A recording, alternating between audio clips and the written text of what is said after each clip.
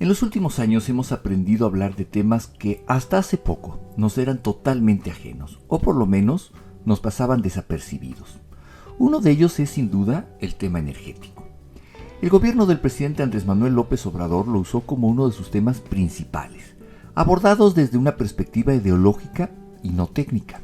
Así desmanteló el modelo de participación mixta, es decir, canceló la posibilidad de participación del sector privado en la generación de energía. Por el contrario, le apostó a un regreso a la empresa estatal única e incluso canceló inversión privada ya existente. Pero el futuro de un país depende de qué tanta energía eléctrica pueda generar y así poner a funcionar su industria y sus recursos energéticos. Unas voces, las que se emiten desde el gobierno, gritan que eso es la soberanía y otras nos dicen que el país se podría paralizar de no tomar acciones inmediatas. Por eso, me encuentro hoy con Ana Lilia Moreno, quien es la especialista en esta materia de México Evalúa. Pues hoy vamos a hablar de un tema, oiga, que todos tenemos en casa y que si no tenemos, pues es un problema, y que si tenemos y lo perdemos, créame que es un drama. Ya le platicaremos. Estoy en México Evalúa con Ana Lilia Moreno, quien es coordinadora, fíjense nomás qué bonito título, coordinadora del programa de regulación y competencia aquí en México Evalúa. Ana Lilia, muchas gracias por recibirnos. Gracias, bienvenidos. Hoy voy a platicar con Ana Lilia porque ella es experta en muchas cosas, pero entre las muchas cosas que es experta Ana Lilia es en el tema energético en México. Y usted dirá, ¿por qué se habla tanto del tema energético si yo llego a mi casa, prendo la luz y generalmente hay luz? Y si se va la luz, pues se va la luz un ratito y lo más que pasa es que me pierdo un capítulo de mi serie. Pero esto es mucho más dramático y mucho más profundo de lo que podemos percibir. Yo empezaría, Ana Lilia, esta plática contigo preguntándote algo que a mí me llama mucho la atención. ¿Por qué es un problema hoy o por qué es un tema a atender el tema de la energía eléctrica, de la transmisión de energía eléctrica? Hemos visto quizá un retroceso, ya nos lo dirás tú si es o no. Antes participaba un sector privado en gran parte de la generación de energía eléctrica, ha sido echado a un lado y hoy todo pareciera que es el Estado quien nos va a dar luz. Antes de esta plática, Ana Lilia, quisiera entonces empezar un poco porque nos permitías entender cuál es el momento que está viviendo México en materia de su generación de energía. Claro, gracias, Carlos. Es un momento que necesitamos entender todos porque, como tú decías, antes lo dábamos por hecho. O sea, yo tengo luz en mi casa, en mi trabajo, en mi escuela y listo, no tengo nada que ver con quién me la da, claro, cómo se genera, qué impacto tiene. Y la ciencia ha avanzado mucho en la identificación de los problemas climáticos que vivimos todos los habitantes de este planeta. Y resulta que la forma en que se genera la electricidad tiene mucho que ver con el calentamiento global, estos calores que estamos viviendo que son inéditos. El huracán, por ejemplo, de Acapulco del año pasado, que se generó por altas temperaturas en el océano, sí, y un vector de viento que generó una velocidad que volvió eso una caldera tremenda que destruyó Acapulco en una noche. A ver, entonces, para irlo todo entendiendo... Todo está conectado. O sea, que nosotros prendamos la luz y la forma en que se genera esa energía eléctrica que llega a mi casa. Y ahorita hablamos de la industria, porque aquí estamos hablando de ver la tele, pero estamos hablando de lo que impulsa a un país, que es la energía. Entonces, todo eso tiene que ver incluso con el clima, con Exacto. El cambio climático. Entonces, ¿qué sucede? Que 75% de la energía eléctrica en México se genera a partir de quemar combustibles fósiles, es decir, combustibles que vienen del petróleo. Por ejemplo, el gas, por ejemplo, el diésel, por ejemplo, el combustóleo, todos esos combustibles que se usan en unas grandes infraestructuras que se llaman plantas de generación, generan la electricidad que viaja por los cables que vemos en las carreteras, en las calles y que llegan a nuestros hogares y a nuestros centros de trabajo. Entonces, esa combustión de energías fósiles emite gases que generan una atmósfera pues, que previene el flujo correcto de pues de la respiración, digámoslo así, de la atmósfera, y concentra mucho calor y eso genera el cambio climático que está destruyendo gran parte del territorio, del planeta, que está haciendo que los glaciares se desbaraten, ya no hay, todo lo que estamos conociendo a través de los noticieros, de las películas, de los documentales, y que lo estamos ya viviendo en carne propia cuando tenemos un calor tremendo y necesitas ir a comprar un aire acondicionado, ¿no? Necesitas un nuevo ventilador, necesitas enfriar tus alimentos y bebidas con más potencia en tu refrigerador. Entonces todo eso empieza a generar un mayor consumo de electricidad. Es como un círculo vicioso. Y una presión en el sistema de generación que de alguna manera fuerza a que las plantas de generación trabajen más y quememos más combustibles fósiles y esto, como dices, se genere un círculo vicioso. A ver, pero entonces tú nos referías ahorita que el 70% de la energía en nuestro país está generada por combustibles fósiles, ¿no? Estos pueden ser gas natural, pueden ser combustóleo, que entiendo es como el peorcito de todos, ¿no? Es como lo que va ahí quedando de la refinación de otros combustibles, ¿no? ¿Y qué pasa con lo que escuchamos de este tema de las energías renovables? Yo he visto en el sureste mexicano parques eólicos enormes, preciosos, que entiendo además que eran, aquí lo digo, a mí una vez me llevaron a ver uno que financió, o era, tú me dirás, de la empresa Bimbo, por ejemplo. Tenía un parque eólico ahí en Oaxaca, eran enormes los molinos esos. Y también hay la energía solar y debe haber muchas formas. Así es. Pero hay un problema, Ana Lilia, y quisiera también dar un paso atrás en esta conversación. Porque hemos escuchado en los últimos años, específicamente en el gobierno que ya está por terminar de Andrés Manuel López Obrador, temas que a mí me parecen un poco rescatados de nuestro pasado histórico y que deberíamos dejar un poco de lado, o no lo sé, tú eres la experta, pero ¿por qué generar que el Estado mexicano genere la energía eléctrica tiene que ver con la soberanía del país? ¿Cómo esto sigue siendo vigente? Generación de energía eléctrica contra soberanía, ¿sigue siendo una ecuación vigente? Bueno, hablemos un poco de las palabras, creo que son importantes, porque existe el concepto de seguridad energética. Esto es que necesitamos como mexicanos contar con la energía pues continua, de buena calidad, que no cambie el voltaje y se nos arruinen los aparatos eléctricos. Necesitamos gasolinas para circular todavía, ¿no? Con nuestros autos, el transporte público. Entonces, contar con energéticos es indispensable. ¿De dónde vienen estos energéticos? Pues en una economía abierta pueden venir del extranjero, podemos importarlos o podemos incluso hasta exportarlos y hacer negocio con ese energético. Cuando hablamos de soberanía energética, es acotar este concepto de seguridad a la propiedad de quien produce la energía. Y entonces, en esta noción que ha prevalecido los últimos 6 años en México, es que la soberanía energética es más importante incluso que la propia seguridad energética, porque importa mucho quién lo produce y queremos que sea, en la mayoría de la población así lo piensa tal vez, y por eso expresó su voto por este modelo, que sea el Estado el que lo provea en la mayor parte. ¿Y tiene esa capacidad el Estado? El Estado no tiene esa capacidad. Desafortunadamente México tiene una recaudación fiscal muy pobre. Es aproximadamente 16% del PIB. Te voy a poner un ejemplo. Brasil tiene un 32% del PIB de recaudación. Entonces, contar con poco dinero en el erario público por una recaudación débil, pues impide que el Estado pudiera hacerse cargo de toda la infraestructura energética. Necesita trabajar con los privados. Es indispensable. No hay manera de que con el dinero que se cuenta se pueda invertir en energías limpias y dotar a la población con seguridad energética, pero además soberana. Claro, es que tienes razón. Son dos conceptos que si se mezclan quizá ya no es tan buena idea, ¿no?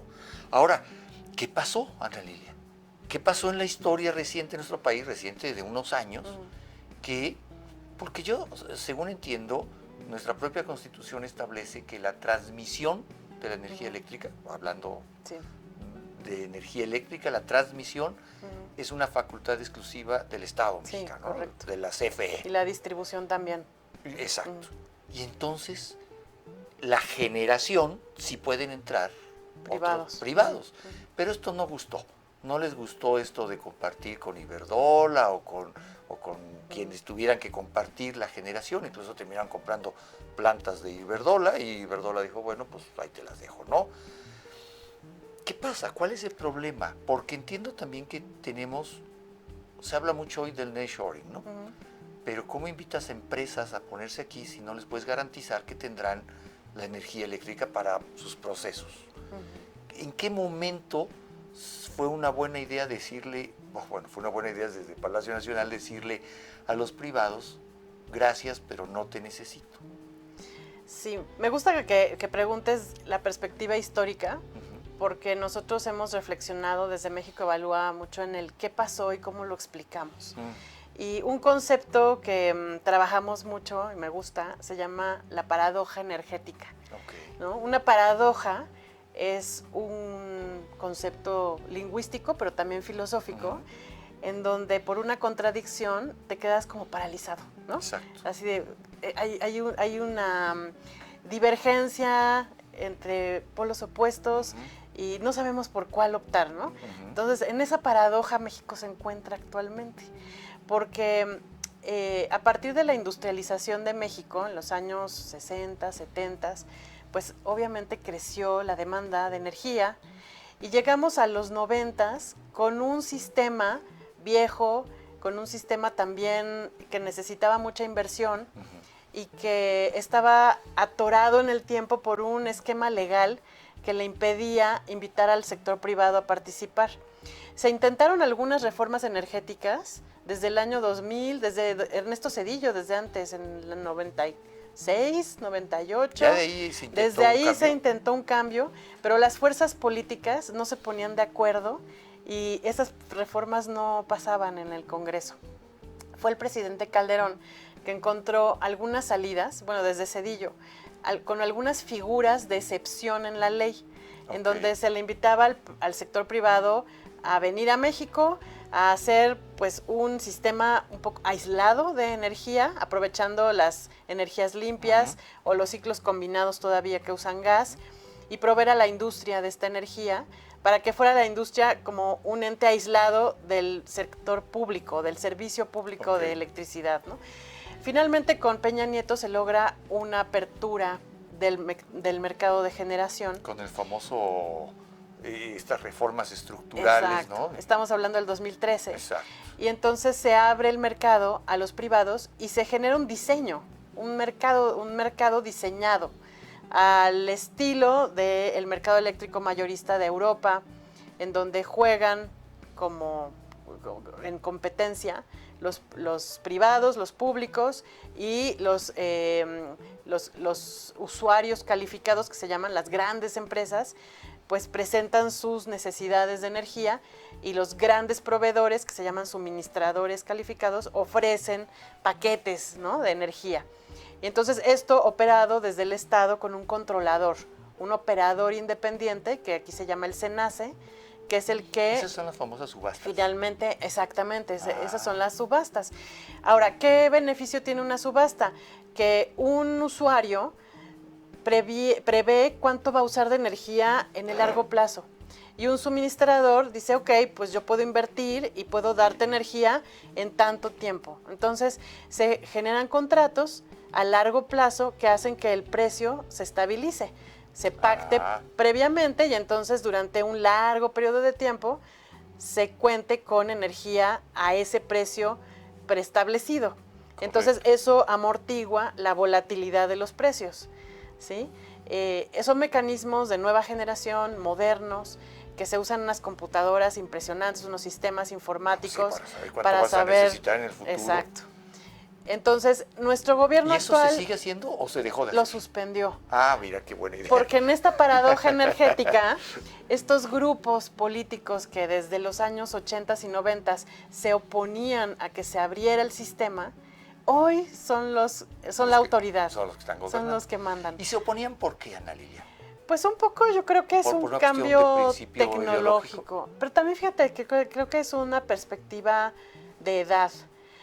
Durante muchísimos años, hablemos de quizá siglo y medio, desde el siglo XIX, cuando las ciudades y la industria se empiezan a electrificar, pues los proveedores eran los grandes dueños de las infraestructuras y en el caso de México, el Estado.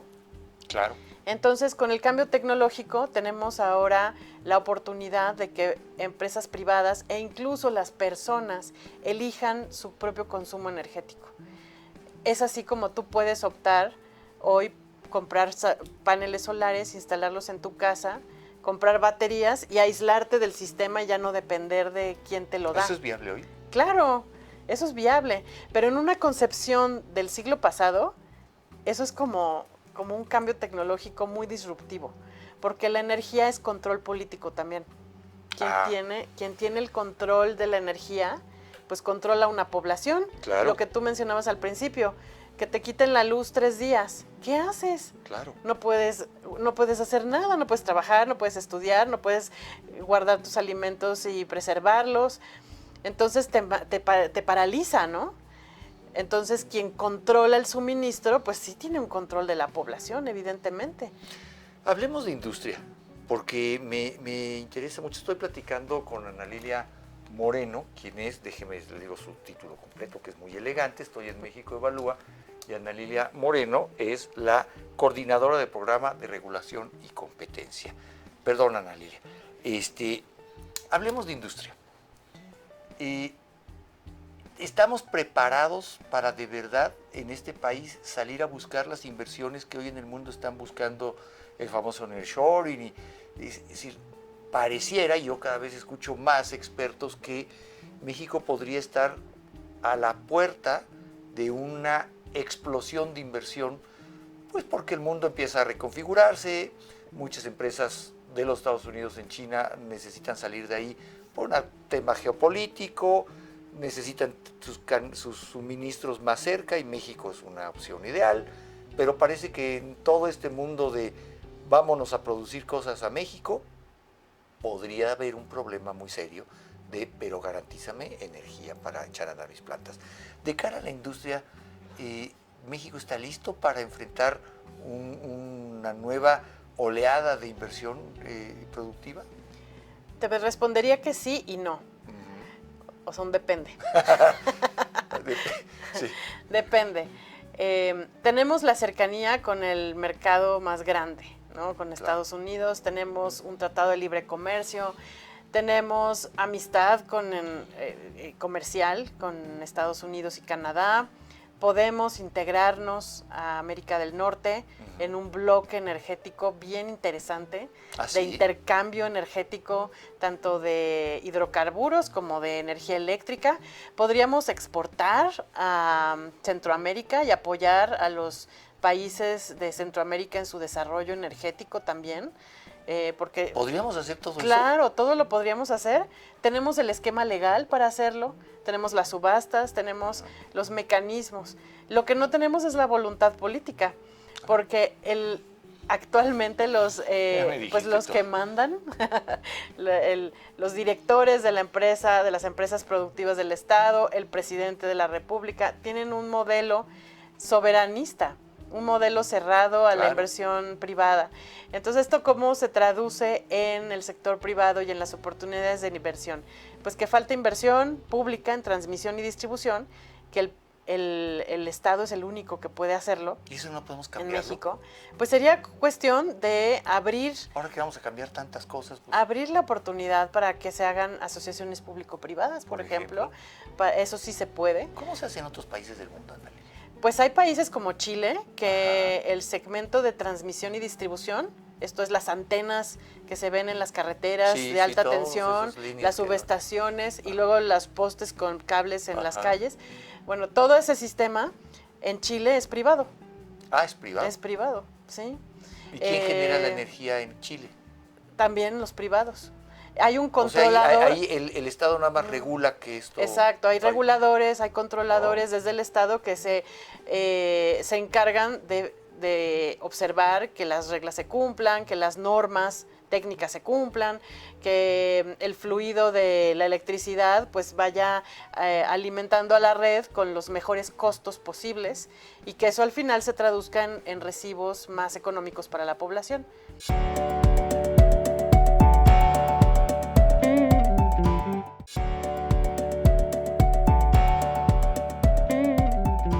Todo lo podríamos hacer, tenemos el esquema legal para hacerlo, tenemos las subastas, tenemos los mecanismos. Lo que no tenemos es la voluntad política, porque actualmente los que mandan, los directores de la empresa, de las empresas productivas del Estado, el presidente de la República, tienen un modelo soberanista, un modelo cerrado a la inversión privada.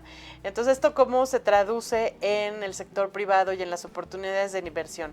Pues que falta inversión pública en transmisión y distribución, que el Estado es el único que puede hacerlo. ¿Y eso no podemos cambiarlo? En México. Pues sería cuestión de abrir... Ahora que vamos a cambiar tantas cosas. Pues, abrir la oportunidad para que se hagan asociaciones público-privadas, por ejemplo. Eso sí se puede. ¿Cómo se hace en otros países del mundo, Analia? Pues hay países como Chile que el segmento de transmisión y distribución, esto es las antenas que se ven en las carreteras de alta tensión, las subestaciones y luego los postes con cables en las calles. Bueno, todo ese sistema en Chile es privado. Ah, ¿es privado? Es privado, sí. ¿Y quién genera la energía en Chile? También los privados. Hay un controlador. O sea, ahí el Estado nada más regula que esto... Exacto, hay reguladores, hay controladores desde el Estado que se encargan de observar que las reglas se cumplan, que las normas técnicas se cumplan, que el fluido de la electricidad pues vaya alimentando a la red con los mejores costos posibles y que eso al final se traduzca en recibos más económicos para la población, ¿no? Hay países pero me estás hablando de Chile, eso está a muchos kilómetros Te hablo de Chile, pero es latinoamericano y creo que es un país equivalente, ¿no? Sí, sí, sí. Hay países donde la estructura es como México, donde hay una empresa estatal que es la preponderante, la que determina pues la pauta de cómo se van dando las cosas, pero que también permite que haya inversión privada participando de pues la generación y la distribución. Un caso es Francia, por ejemplo, Electricité de France es una empresa como la CFE, muy parecida. Es del Estado. Pero todos los eslabones de la cadena están abiertos a que la inversión privada pueda participar y se garantice el suministro para una seguridad energética, ¿no? Okay. Es del Estado. Hay cosas que yo, Ana Lilia, de veras no entiendo. Es cosa de ver, por ejemplo, casos de éxito. Tú nos decías de Chile, ¿no? Que encontraron una manera distinta de hacerlo. Por alguna razón los chilenos siempre encuentran una manera distinta de hacerlo y siempre termino escuchando es que en Chile, ¿no? En la educación, ahora tú me hablas de este tema energético, en muchas cosas. Pero, a ver, yo veo México y digo, a ver, ¿por qué no volteamos a ver casos como Teléfonos de México? Yo me acuerdo cuando yo era chico, Teléfonos de México, que era una empresa del Estado. Exacto. Era un caos que te pusieran una línea telefónica, te daban 2 años de espera, tenías que terminar pagándole una lana ahí a alguien para que te acelerara el trámite. Era un caos. Se privatiza, va bien o va mal. Hoy tenemos una empresa de teléfonos moderna que te pone una línea telefónica mañana, que hoy siquiera dejó los teléfonos en el pasado y se metió a la telefonía celular. La competencia se abrió y hoy puedes estar con AT&T o con Telcel o con no sé cuántas más empresas haya. Sí. ¿Por qué no estamos viendo los mexicanos? ¿Por qué nos gusta tanto la política? ¿Por qué no estamos viendo y por qué no volteamos y nos digan, ¿por qué no hacemos el caso de Telmex en la CFE? Si funcionó y también era un monstruo del Estado lento y corrupto, ¿por qué no vemos CFE y hacemos algo parecido? ¿Por qué nos gusta tanto la grilla a los mexicanos? Pues creo que son modelos económicos que están en disputa, ¿no? En México, en el año 94, bueno, desde el 88 con Salinas de Gortari, este periodo de privatización de empresas estatales, se dio como una respuesta a un cansancio de un modelo anterior, estatista, que llegó a tener miles de empresas estatales. Hasta bicicletas así. Y sí, salones de belleza, cabarets, restaurantes del Estado, ¿no? Sí. Y fue una carga tan fuerte financiera que la respuesta automática, digamos, del poder político fue: tenemos que deshacernos de todo esto, liquidarlo y con ese dinero hacer otras cosas, ¿no? En el proceso hubo enseñanzas, hubo lecciones, hubo errores también, hubo corrupción, por supuesto, hubo poca transparencia. Entonces, ese modelo, digamos, abierto a la inversión privada, también venía acompañado, yo creo que, de tendencias globales. O sea, había caído el muro de Berlín, la URSS se deshizo, pasó a un sistema democrático. Pero entonces, bueno, no sé por qué. No, Europa del Este, bueno, y todavía hay ejemplos. Lituania, Letonia, Estonia, son países que surgieron de esa convulsión, digamos, de la caída del muro, y actualmente son economías abiertas, supermodernas, que no quieren regresar a esos modelos estatistas. Sin embargo, México ha tenido ya un periodo también de desgaste, yo creo, de un modelo democrático que no hemos sabido enseñarle a los jóvenes, y hay una generación que añora, ¿no? Que añora ese modelo. Las personas mayores de edad muchas veces extrañan esos modelos estatistas, y hay jóvenes que no entienden los beneficios de una democracia, una economía abierta. Qué curioso lo que nos platicas, Ana Lilia, porque hoy más que nunca hemos escuchado en las últimas semanas que las elecciones las están definiendo los jóvenes. Y cuando se analiza la lista nominal del padrón electoral, los jóvenes, entonces dicen, no, la fuerza de los jóvenes va a definir la elección, y creo que así fue en gran medida en la pasada elección. Pero están votando por modelos antiguos, por modelos añejos. Sí, porque está surgiendo también, creo que una angustia colectiva, por ejemplo, la vivienda. Sí. ¿Cómo voy a conseguir hacerme de una casa si está carísima? Los salarios, ¿no? También creo que han tenido mucho que ver. La pobreza laboral en México no ha tenido un repunte general. Entonces, esta administración actual vino a subir el salario mínimo. Y antes había una resistencia a eso porque se creía que iba a impactar en la inflación. Entonces se demostró que no era verdad, que era un mito. Entonces, al momento de demostrarlo, pues surge más confianza en este modelo. Claro. Dicen, oye, quizá no estábamos tan mal. Quizá todo lo demás también es un mito. Claro. Hay que ver el Latinobarómetro, que mide el pulso de las democracias, y México sale muy mal. Muy mal. En la última medición que hace el Latinobarómetro, los mexicanos no le dan un valor muy importante a la democracia. Dicen, no, podríamos no tenerla, no me importa, ¿no? Y fíjate, conectándolo con la energía, los nuevos modelos tecnológicos democratizan la energía. Esta capacidad que tú podrías tener de, quiero instalar mis paneles y aislarme del sistema general, ¿no? Y evitar estas facturas enormes de luz, es una forma de democratizar la energía. Y sin embargo no creemos en la democracia. Estamos perdiéndole fe al sistema democrático. Entonces son estas paradojas en las que estamos atrapados los mexicanos, lamentablemente. Y hay paradojas que tienen que ver también con, Ana Lilia, con el desarrollo, ¿no? Hoy, por ejemplo, los jóvenes están muy entusiasmados por la reconversión del parque vehicular porque ya es eléctrico, ¿no? Pues sí, pero esos coches eléctricos va a haber que cargarlos. Y lo que hoy no nos dicen es que los que hoy están cargando sus coches eléctricos los están cargando con plantas generadoras que están quemando combustóleo. O sea, que como que nos falta cerrar el ciclo, ¿no? Exacto. Y también entender que los apagones vienen por una programación, digamos, del sistema que es frágil, sumamente frágil, porque a mayor consumo de electricidad, pues mayor presión a un sistema de transporte de la energía que no es suficiente. Hace falta mucha inversión. ¿En qué estamos peor, Ana Lilia? ¿En generación de energía o en transmisión de energía?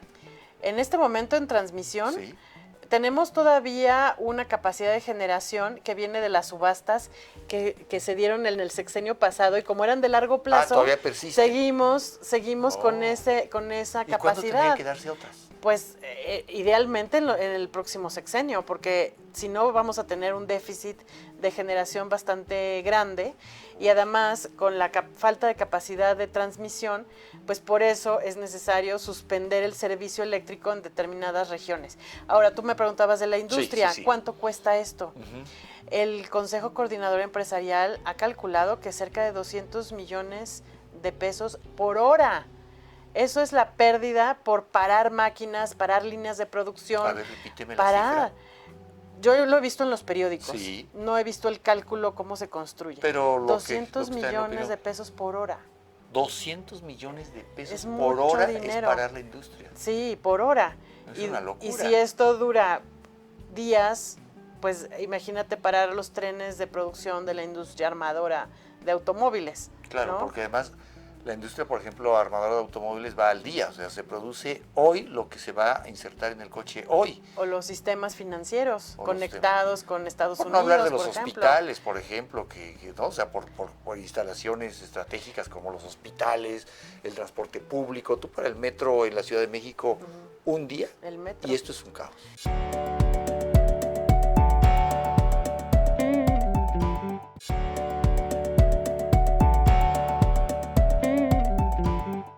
Ahora, los hospitales y infraestructuras de este tipo tienen prioridad en el suministro eléctrico. Sin embargo, cuando el suministro ya no da para más, pues sí, se quedan apagados. Claro. Como Venezuela, hemos visto casos muy dramáticos de cirugías que se están realizando con la lamparita de los celulares, ¿no? Es muy conocido. Hay países donde llega a suceder. Yo no creo que México esté en ese nivel, sinceramente, todavía no. Pero tenemos que prepararnos para que eso no suceda.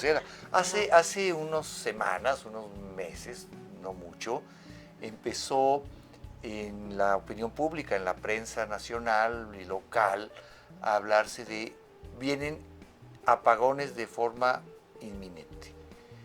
Y el presidente decía, no, eso no va a suceder. Ha sucedido aisladamente, pero todavía no tenemos ese gran apagón. Estamos a la puerta de un gran apagón. No. El sistema todavía aguanta. Pero sí hemos incrementado el número de minutos que tardan los apagones. Ajá. Si antes duraba 1 minuto, 2, ahora ya hay hasta de 15, okay. ¿No? Entonces, esto es una bandera amarilla, yo creo. Claro. ¿Qué ha visto México Evalúa de cara al futuro? ¿Cuáles serían, tú que eres una experta y que México Evalúa está permanentemente revisando y muchos otros temas, pero ¿qué recomendarían que tenemos que hacer los mexicanos en el corto plazo o en el mediano plazo de este país para tener un futuro energético mucho más claro, mucho más sustentable? Nosotros desde México Evalúa, tal cual lo decimos, abandonar la paradoja, abandonar este vaivén, este péndulo entre el libre mercado, si lo queremos llamar así, como un sistema abierto y un sistema cerrado. O sea, de verdad creemos que debemos ya optar por un sistema abierto, energético, para poderle dar a la industria lo que necesita en materia de energía limpia, energía continua, trazable, ¿no? Que sea posible que una empresa que viene de Asia, por decirte algo, de Estados Unidos, a constituirse en México, a dar empleos, a capacitar, pues que pueda contar con un certificado de que la energía que usó proviene de fuentes limpias como los parques eólicos que mencionabas, o fuentes solares, o nuclear, o hidroeléctrica, o geotérmica. Hay muchas fuentes limpias posibles. Ya ni agua tenemos. Bueno, pero es parte del sistema, sí, claro, es parte. Claro. Necesitamos estos certificados, necesitamos también integrarnos al sistema de Norteamérica para poder generar también ahí negocio. O sea, si la CFE quiere generar negocio y para el Estado generar una renta eléctrica, como en otro mundo, en otro tiempo fue la renta petrolera, claro, podría ser una opción recaudatoria para el país. Poderle dar a los pequeños empresarios la opción de conectarse o interconectarse con sus paneles solares a la red eléctrica y autoabastecerse de energía a menor precio, sin tener que esperar permisos que tardan 1 año en dárselos. Inversiones para una pyme de 2 millones de pesos en paneles solares, que están parados esperando un permiso de interconexión y que no se los da la CFE y que están parados 1 año. Imagínate para una pyme lo que eso implica. Ya invirtió. Ya le invirtió 2 millones. 2 millones es mucho dinero para una pyme. Sí, claro. ¿No? Para una empresa de 10 empleados, por ejemplo, ¿no? Entonces, eso es lo que necesitamos, que la democratización energética sea parte de este modelo y que no esté peleado ideológicamente con un partido político, con el otro. O sea, son de esos temas que no tendría que haber política. La energía. A mí me comentaban expertos de Brasil en energía que, por ejemplo, no hay una identificación de marca nacional con un partido y Petrobras, por ejemplo. Ellos nos decían, no, pues Petrobras es una empresa del Estado, pero no está en la identificación del brasileño, ¿no? Sí, claro. De la camiseta brasilera, como si está el fútbol, por decirte algo. Sí. Y en México parece que Pemex y CFE son empresas que, al igual que la selección mexicana, están en nuestras camisetas de identidad nacional. No tendría que ser así. Claro, me parece que eso es un rezago del pasado, ¿no? Y creo que también los sindicatos de las dos empresas tendrían que involucrarse en esta conversación y planear para ellos un futuro para los trabajadores de las dos empresas, dentro de las empresas, pero también fuera de estas empresas. O sea, que pudieran tener, pues tal vez, no sé, echo a volar la imaginación, pero que pudiéramos contar con empresas pequeñas y medianas, capaces, de calidad, con certificaciones internacionales, que pudieran estar trabajando en esta conversión, ¿no? De energías fósiles a energías limpias. Pues me parece a mí que eso sería muy importante, pero hablemos un poco de lo que nos espera, ¿no? Para ir concluyendo, Ana Lilia. Evidentemente aquí en México Evalúa, y tú y todos los que aquí trabajan, como los periodistas y del país entero, hemos venido dándole seguimiento a lo que en las campañas cada una de las candidatas y el candidato proponían, ¿no? El tema energético siempre estuvo presente, incluso fue motivo de un debate presidencial, de uno de los puntos centrales de uno de los debates. Pero no hablemos de los candidatos, hablemos de la virtual presidenta electa. ¿Para qué hablamos de lo que dijeron? De lo que ya no fue. De lo que ya no fue. Hablemos de las propuestas de Claudia Sheinbaum. ¿Tú qué sientes? ¿Sientes que ella tiene una sensibilidad distinta de la que actualmente ha manejado el gobierno federal con respecto a las energías? Sí, ella es especialista, empezando porque tiene muchas facetas. Ahora estamos conociendo su faceta política, pero ella tiene una faceta de especialista científica. Ha escrito documentos científicos, participó en paneles internacionales de lucha contra el cambio climático desde la ciencia. Entonces, ella comprende el fenómeno, ella conoce las tecnologías, ella es ingeniera ambiental, ¿no? Empezó siendo física y se doctoró como ingeniera en medio ambiente, en energías. Entonces, ella cuenta con estos conocimientos. Ahora, ella pertenece a un grupo político que cree firmemente en el esquema anterior, claro, en el esquema petrolero. Hablando de paradojas, ¿no? Es una paradoja. Ella fue Adelita, así le llamaron a un grupo de mujeres que defendieron el petróleo desde el movimiento previo a la gestación de Morena. Sí, ¿te acuerdas? Claro. En el año 2008, de hecho hay un libro que escribió el presidente López Obrador. Es muy interesante el libro, se los recomiendo, está en Amazon, cuesta como 15 pesos. De verdad es muy interesante su visión de la energía en el año 2008, cuando el presidente Calderón introdujo el tema del combate al cambio climático a la legislación y se promulgó la Ley General de Cambio Climático, una ley que ya está abrogada, pero que era de financiamiento a las energías renovables. Y entonces se generó este movimiento paradójico en contra de lo que en ese momento la administración federal podía hacer con un esquema legal muy rígido, ¿no? Sí. De electricidad. Sheinbaum estuvo en ese movimiento de Adelitas, en defensa del petróleo. ¿Por qué? Bueno, yo sé que esa pregunta tendría que hacérsela a ella, pero yo sé que tú decís, pues no lo sé, pero hay una contradicción, ¿no? Sí, yo creo que es un movimiento que está muy anclado en las raíces históricas de la Revolución Mexicana, en lo que hizo el presidente Lázaro Cárdenas en México con la expropiación petrolera y que luego el presidente Ávila Camacho generó también un símil con la energía eléctrica, en la fundación de instituciones de México, entre ellas Pemex y la CFE. Entonces, es un movimiento que tiene una identidad muy vinculada con esa historia de México, con esa parte de esa historia. En un momento de México que había que forjar la idea de identidad nacional, sí, de país, sí, de una sociedad más homogénea, entonces ahí exacto, tenía un sentido. Yo pero creo que ahora creo que ver a futuro, ver al mundo, sí, nos daría más sentido, ¿no? Yo creo que la visión de Claudia Sheinbaum intermedia entre esas dos visiones tal vez polares, es que la transición energética se lleve a cabo a través de las empresas estatales. Ella también ha manifestado en sus documentos científicos cierto distanciamiento de la energía, de las fuentes privadas, del capital privado. Creo que ella comprende que se necesita una colaboración entre los dos sectores, cosa que nosotros apoyamos desde México Evalúa, en un modelo mixto. Aquí México Evalúa ha llegado a la conclusión de que lo mejor sería un modelo mixto. Claro. No uno totalmente privatizado como el chileno que nos referías, sino uno mixto. Sí, nosotros ya pensamos en un estado parecido, regulador, ¿no? Sí, así es. Las leyes están, de hecho, bueno, así están las leyes. No las han... Es cosa de hacerlas cumplir. ¿Eso fue el famoso Pacto por México? Sí.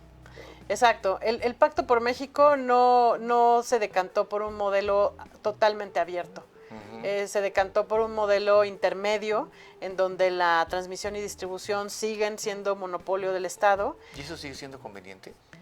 ¿O podríamos también ahí pensar en por qué no abrirlo al sector privado? Yo creo que sí se podría abrir, pero no, esa conversación en este momento no es viable. No está en la mesa. No, la verdad la conversación más, digamos, viable es mantener lo que está, hacerlo funcionar bien, tener buenos órganos reguladores del Estado. Esa conversación incluso se debate con las iniciativas que presentó el presidente en febrero y que han prometido que se van a pasar. Son el famoso Plan C. Que incluye destruir o, bueno, anular a estas instituciones, pasarlas a la administración como oficinas, ¿no? Y fortalecer esta rectoría del Estado desde las empresas estatales, que volverían a ser autoridades, volverían a ser como era antes Pemex y CFE, quitarles el estándar de empresas, de hecho. Y pasar a ser una autoridad, sí, tener facultades de como eran antes, de la reforma de 2013. Y a ver, Ana Lilia, estaba platicando con Ana Lilia Moreno, que ella es, otra vez le voy a leer su título, es la coordinadora del Programa de Regulación y Competencia en México Evalúa. Para terminar, Ana Lilia, ¿qué tan optimistas podemos ser en México de que vamos a entender el cambio en el mundo y que ese cambio en el mundo lo vamos a lograr reflejar en nuestro país? Te lo pregunto porque salimos de un periodo de 6 años muy complicado en materia de diálogo político que se ha anulado. Hemos visto cómo sistemáticamente desde Palacio Nacional se ha querido dividir al país entre nosotros y ellos, entre los buenos y los malos, ¿no? En fin, lo que hemos vivido. Y eso no nos ha dado lugar para un diálogo urgente y productivo, que es ¿qué hacemos? ¿Qué hacemos de cara al futuro? ¿Tú crees que estemos hoy, después de una elección que, para bien o para mal, ahí cada quien lo juzgará, no deja dudas de que se quiere seguir con el modelo que propuso el actual gobierno, sí, ¿no? Morena y lo que ellos denominan la Cuarta Transformación? Ya, hoy eso debatirlo es un absurdo, ¿no? La gente ya lo refrendó y lo votó. Pero esto va a abrir espacios para que, una vez terminada esta polarización social, podamos entender que el mundo está avanzando sin nosotros. Ay, pues creo que la polarización fue un modelo político y de comunicación política que funcionó muy bien para el grupo de interés, que es Morena y sus aliados. Entonces no veo por qué abandonar el modelo polarizador si funciona para el que le interesa. Claro. Y si el votante está contento con ese modelo de polarización, lo preocupante es que lleguemos a un momento en que ya lo que había de ahorro del sexenio de Peña Nieto ya no hay. Ya no hay nada. Por ejemplo, en términos monetarios es clarísimo que los fondos se acabaron. Claro. ¿No? Pero en términos energéticos todavía estamos disfrutando de la energía de estas subastas. Claro. El momento que se empiecen más apagones porque no tenemos la energía que necesitamos, en el momento en que no se vea que el nearshoring realmente constituye empresas que dan empleos, que veamos beneficios tangibles, ahí es donde yo creo que va a haber preocupación y se va a empezar a notar en la opinión pública, ¿no? Y en los mercados. Y en los mercados. Que son muy sensibles. Nos decía una experta en opinión pública un dato bien interesante que analizó a la opinión pública previa al 2 de junio. Y decía que 50% de esa opinión pública considera que este gobierno no es el mejor, pero es mejor que los anteriores. Okay. Eso es bien interesante. El menos malo de los malos. Ajá, ¿no? 50%. Es un montón. 40% opina que es el mejor de la historia. 40%. Y 10% que es el peor de la historia. Ahí pongo el dato porque me pareció muy interesante. Claro. O sea, 50% no le dio un cheque en blanco a esta administración. Y de hecho se decantó algunos por Morena, quizá ahí completa ese 60%, algunos por Movimiento Ciudadano como una oferta nueva que vamos a ver de qué pasa. ¿Qué es eso? Sí. Y un 20% por el modelo anterior para complementar a aquellos que opinan que este es el peor gobierno de la historia. Y luego hay un remanente ahí que decidió no votar. Entonces no sabemos qué opina, pero sí sabemos que opina que este no es tan malo, pero tampoco es el mejor. Ahí hay un área de oportunidad para la presidenta. Por supuesto. Porque este estudio nos lo compartieron en México Evalúa un experto en opinión pública. Pero si la presidenta tiene estos datos a la mano, ella va a saber que no cuenta con un cheque en blanco completo, ¿no? Que va a haber que matizar. Y algo que le importa mucho a la gente es su recibo de luz. Por supuesto. Su litro de gasolina, su kilo de tortillas. Claro. Vamos a ver qué oportunidades se le pueden abrir a Claudia Sheinbaum. Yo creo que un año después de haber tomado la elección, de la presidencia, perdón. Porque ¿Un año? Yo creo que sí, porque no son cosas que se resuelvan muy pronto. Una nueva administración, aunque sea esta ratificada por la anterior, tarda en volver a echarse a andar, ¿no? Y el presidente está ejerciendo mucha presión ahorita para que su modelo continúe. Pero yo creo que en un año ella va a tener un poco más de oxígeno y va a ir haciendo ajustes. Y yo creo que en energías renovables va a ir haciendo ajustes también interesantes. Empezando porque la inversión de la CFE no se vaya a plantas de gas, sino que se vaya a plantas renovables. Sí. Que eso es, la verdad, yo creo que nadie se explica por qué la CFE sigue invirtiendo en plantas de energías fósiles. Cuando tiene el dinero, no mucho, pero tiene dinero para invertir en energías limpias, ¿no? Y cambios en Pemex también, vamos a ver qué pasa. Y uno llevamos terminando esta plática hace un buen rato, pero es que sabes muchas cosas tú y hay que aprender de ti. Gracias.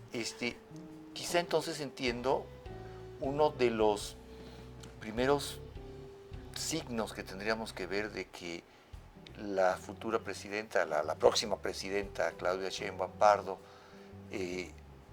tenga sensibilidad en esto y entienda la magnitud de lo que tenemos enfrente, sería que reactivara las subastas. Si eso sucede, ¿tú lo considerarías como una primera buena señal? Sería excelente, okay. Sería excelente. Yo creo que el sector privado lo recibiría muy bien, sería muy aplaudido. Se necesitan subastas regionales para que la energía eléctrica que se genera, pongamos de ejemplo el Bajío, sí, o el noreste del país. Porque el noreste ni siquiera está conectado a la red. Exacto, mexicana. Para que esa generación de energía se quede en esa zona, entonces sea menos caro transportarla al sureste, ¿no? Del norte al sur, y eso es carísimo. Entonces, para hacer más eficiente el sistema, yo creo que eso lo puede hacer perfectamente esta administración. Pues eso pensamos todos. Ojalá. Ya veremos. Ana Lilia, te agradezco muchísimo estos minutos. He disfrutado y aprendido mucho de platicar contigo. Y bueno, ya veremos. Ahí te buscaré en unos meses y claro si me haces favor de volver a platicar, pues veremos si hay algunas de estas señales que se ha dado. Con mucho gusto. Ana Lilia, te agradezco mucho. Gracias, muchas gracias, Carlos. Termina así mi encuentro con Ana Lilia Moreno. No puedo sino pensar en la cantidad de oportunidades que hemos perdido como país por temas ideológicos, por no afrontar el futuro con la certeza de la ciencia y no de las creencias políticas. Esperemos que el futuro esté iluminado más por las ideas de nuevas generaciones que por las ataduras de pasados superados. Por eso, estoy seguro que la vida me tiene preparados otros encuentros.